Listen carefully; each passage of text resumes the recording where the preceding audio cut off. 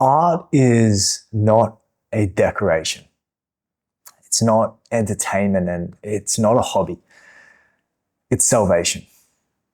See, you can probably feel it, but there's a real draw at the moment to art and particularly in the business space, a longing for beauty, at least in the communities that I find myself in. And I don't believe it's merely about aesthetic or trying to build a beautiful personal brand.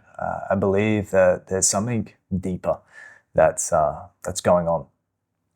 You know, Nietzsche said that art is the highest task and the true metaphysical activity of life. And I want to explore these ideas with you today. You know, for most of human history, meaning was delivered to us from the outside, from God, the church, tradition, society, politics, some external divine order that gave life its shape and form, its purpose, and gave us a very clear hierarchy of values. And you didn't need to create meaning, but you were given meaning by others. And in Nietzsche's famous declaration, the God is dead, this was not a happy celebration. And it truly is a damning diagnosis. The external authority that structured Western meaning has collapsed. And this is no small thing. It shakes the very foundations of Western psychology and thought. And what inevitably follows is a great nihilism. And not nihilism as some philosophy that one might consciously choose to experience or engage with, but a condition that we fall into. When the source of meaning is removed, you know, meaning itself, it disappears. And, you know, through Platonism and ultimately Christianity, all meaning was sucked out of this world in the here and now, and it was placed into another world that was realer or truer, whether it was heaven or the divine, some afterlife. And so when that promise also inevitably collapsed with modern science, and you know, we were left without meaning in this life, but without the hope of meaning in the next life either. And you know, I see sort of probably like three sort of responses to this, you know, of what's taken place in Western society, of psychology over the last little while, you know, since Nietzsche wrote this 150 years ago or so. The first one is to try and cling to the old gods with this, you know, new wave of conservatism, where people continue this performance of religion without the genuine faith underneath it. You know, a real lifestyle Christianity that if you really probe and prod and go deep into the asking of these questions, you find that it's not a true belief. It's not a true Christianity. It's comforting but hollow, and here people lie to themselves about their beliefs. The second one is to create new gods unconsciously and replace God with ideology, with nationalism, with obsession with self-optimization, productivity, with science and the promise of rationalism and logic. Or thirdly, to just live in a raw nihilism where nothing matters and everything is permitted, and this truly is not freedom either. The common thread between these three is that they all are still looking outside for meaning. And the terror that they are avoiding confronting is the same. See, to stand in life naked without any authority handing you its meaning, to look at existence directly in the eye without a story, without a God, without a predetermined system, is perhaps the most terrifying thing that a human being can do. Suffering It's not a glitch. It is a base characteristic of conscious life. And anyone who tells you anything different is probably a charlatan trying to sell you some sort of pie in the sky fantasy solution to escape the inescapable, to avoid the unavoidable. The question is not how to eliminate this suffering. The question is how to inhabit it without being destroyed by it.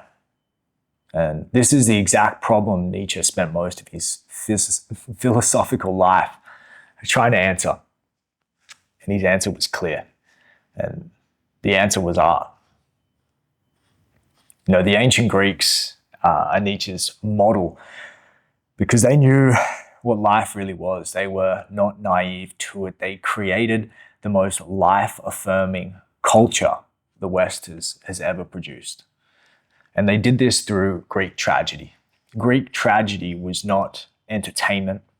It was a technology for affirming life. The audience was taken to the absolute edge of the abyss and returned transformed. Through Greek tragedy, suffering was not removed. It was aesthetically transfigured, redeemed not by explanation but by form. The spectator came away not consoled but affirmed, saying yes to life, including all of its darkness. Where Christianity projected all of its darkness onto the devil and Satan and rejected the darkness, the Greeks affirmed the darkness as much as they did the light. Greek tragedy did not lie about existence or create useful, helpful fantasies that made life more comfortable. It looks directly at life and makes something beautiful out of it.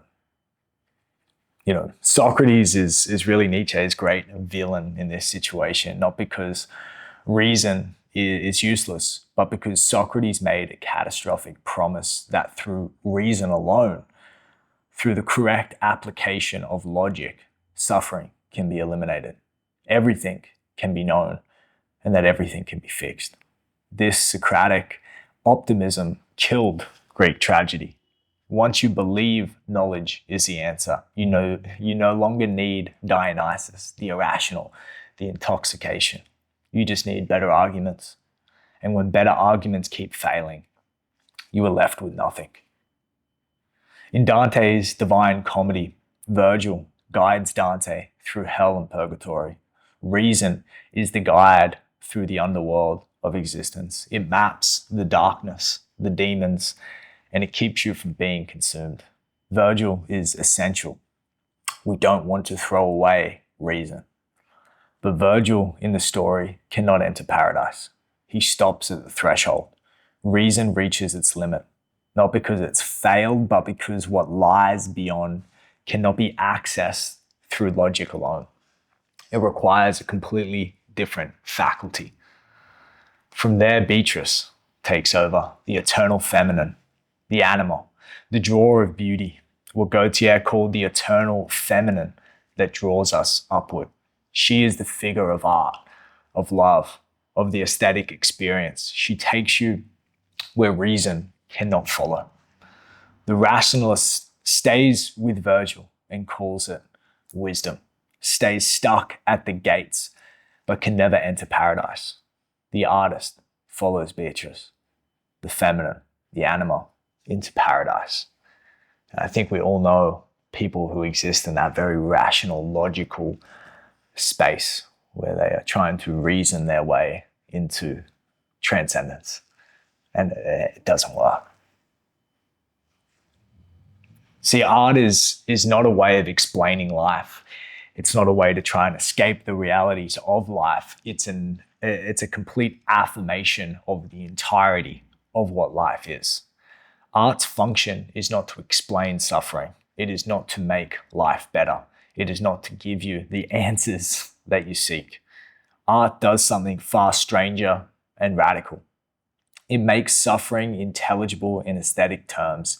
It resituates pain within a frame that the will can say yes to. And this is not the same as consolation.